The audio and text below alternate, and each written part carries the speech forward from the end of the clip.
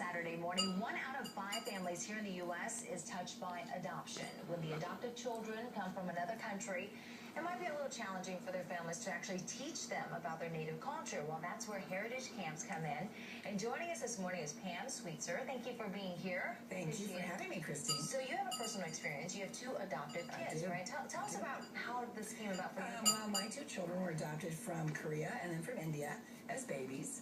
And as adoptive parents, you wait and you want these kids so badly and you love them and you give them everything you can possibly give them, like all parents do. Sure. But you can't give them their culture because they're not the same as you. Right. You don't have that experience. So we started heritage camps 21 years ago. Wow, okay. With the Korean camp to, really help our daughter and others like her learn about the Korean culture. And also to help the parents. And then, most importantly, to help the parents. Our camp is one of the few in the country that's a family camp. The entire family goes.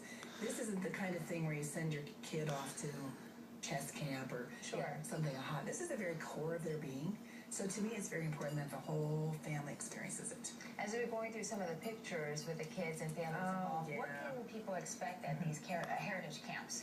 Well, the kids are all separated out into groups by their age or grade, and the parents also have workshops to help them with parenting and with the learning about the culture as well. And the kids do all kinds of fun things.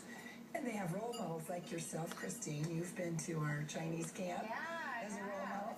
So our role models are the cultural community, and so are the counselors. And so the kids get to see themselves in you. And that is really so beneficial to them. It's totally identity building. They can look at us, my kids can look at me, and they don't see a Korean or an Indian. Sure. And they say, Mom, that's okay. Yeah, that's good. But when they look at you or they look at people that are like them, they get that identity. I think for the parents as well. I mean, what about, maybe you can just real quickly name one of the success stories that you hear from people when they are done with the camp. Usually sometimes it's a weekend, sometimes it's a week, I believe. It's 4 days usually. Right. And by the way, we have a domestic adoption camp now too, because we learned that adoption is a culture too, and unto itself. Yeah. So even if you have them adopted from another country, you need that support.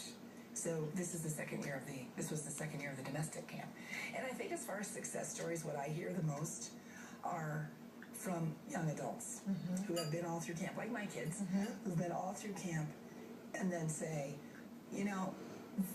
without that, I'm not sure I would be who I am today.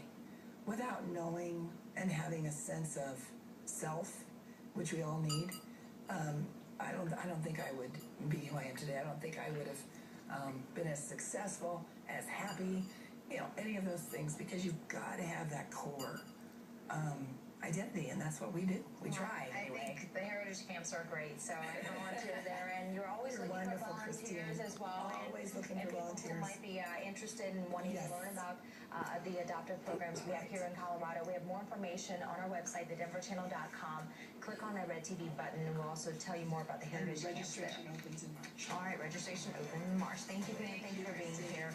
All right, we've made it to